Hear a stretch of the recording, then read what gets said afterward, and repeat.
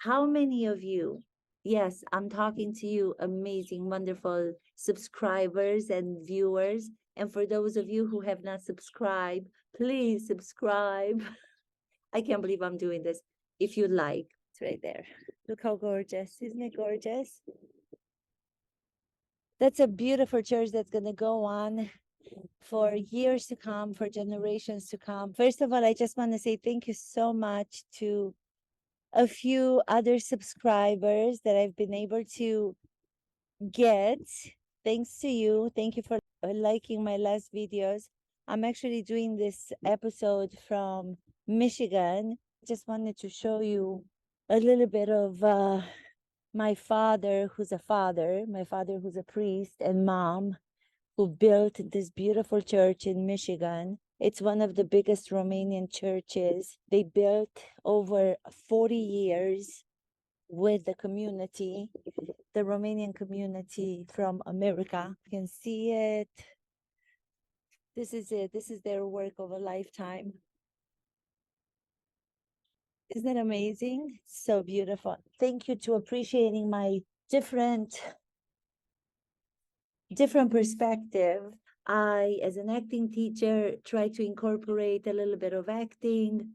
I'm trying to imagine these two as if they were characters in a play, knowing the backstory, knowing how united they seemed to be when they first came together, even though the surface they were walking on was not stable at all, with Megan trying to erase her backstory, where she comes from. In my opinion, as always, these are only my opinions, I think that she was always wanting to create an impression about who she was, distancing herself from her family due to the fact that she never felt proud of where she comes from. For me to be back home with my parents, I am so proud of all the achievements they have been able to create. Immigrants from Romania. My family comes from a very small village in Transylvania. I talked about it in other videos. So I should be ashamed that I come from a village in Transylvania.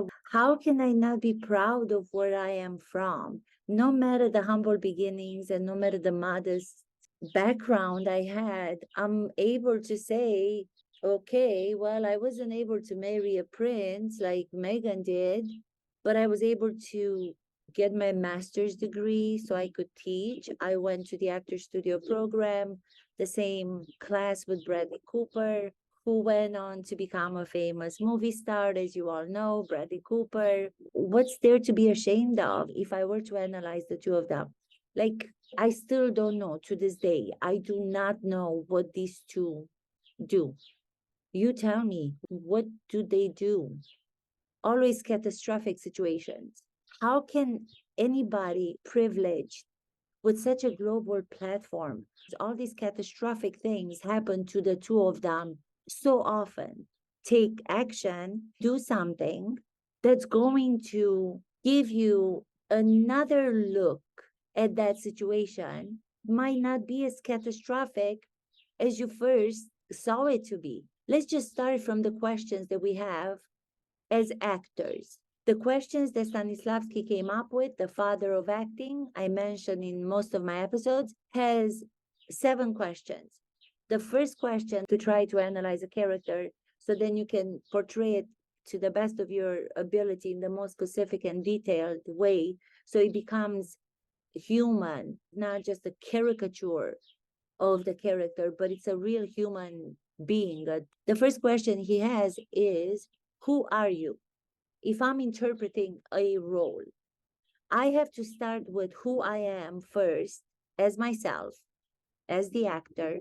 Guided by the circumstances of the play, I would then take those into consideration. How can I use some of the fictional situations, apply my personal situations and who I am to figure out who the character is?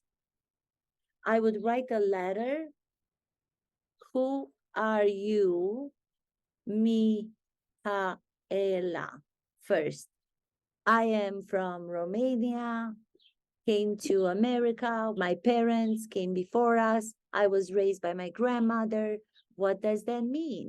Did she become the most important person in my life? As a child, during those 7 years that I was with them, with my grandmother and my grandfather, that's when a child forms. Then I would write significant moments, events from what I remember from my childhood. I would take another piece of paper and then I would change the chair as if I was moving now into the seat, into the chair of the character. Who are you? My name, let's just say the name of the character is Elena Popova.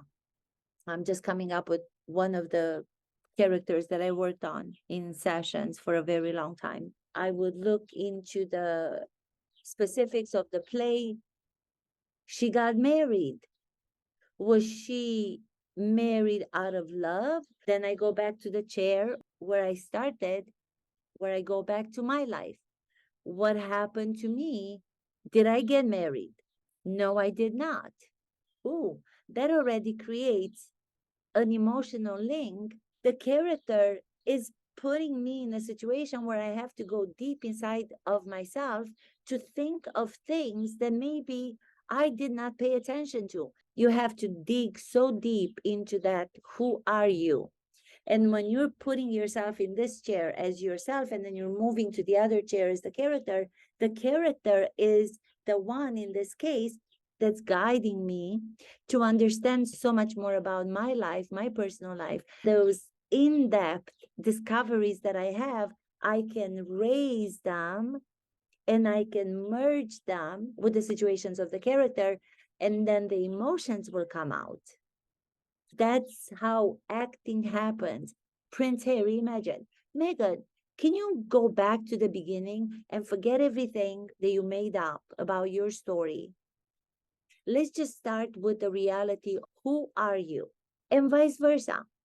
Meghan would be asking the same question of Prince Harry. Be proud of what we have achieved as a couple. Let's stop all of the disparaging of others. It will probably be surprising to them. They have something that they can produce individually. I don't see it. Cradling, that's another acting exercise.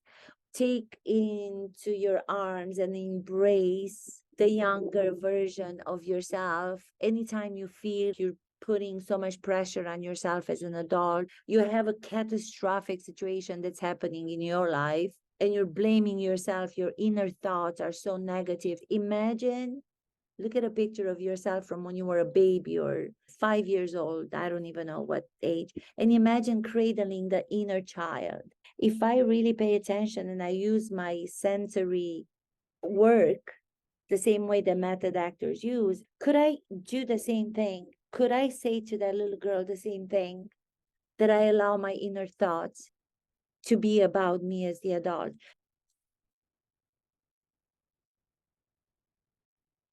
Place her on the chair, because the reality of me holding myself as the little younger self is so powerful that I cannot just drop. I cannot go from here after having done that exercise and just drop her, because I get shivers. Like even now, if I go like this for a moment and I imagine that little girl and then I say, let me drop her, let me drop her, open your arms. Even though there's nothing there, I can't open my arms. Imagination is so much more powerful than reality. Paraphrasing Einstein, I believe he said, because you can have it be whatever you want to be. Take a picture from your childhood that you have. Imagine saying the same inner thoughts that you have about yourself, negative ones, to that little girl, and you're not going to be able to do it. You're going to say all of the amazing things you are now as an adult. So I don't know if these people, that's why I'm so confused when people call Meghan Markle an actress, and they call her an actress. Yeah, she was an actress. Okay, she wasn't a lister, but she was an actress. I don't consider her to be an actress because I don't think she knows. If she knew all of these tools and all of these exercises, if she would be able to do that with her younger self, would she be able to face her younger self, to tell her younger self all of the things that she has been doing for the last 5 years to others, and how hurtful their behavior has been to so many? I think that's it for now. Thank you. Thank you. Kisses, everyone.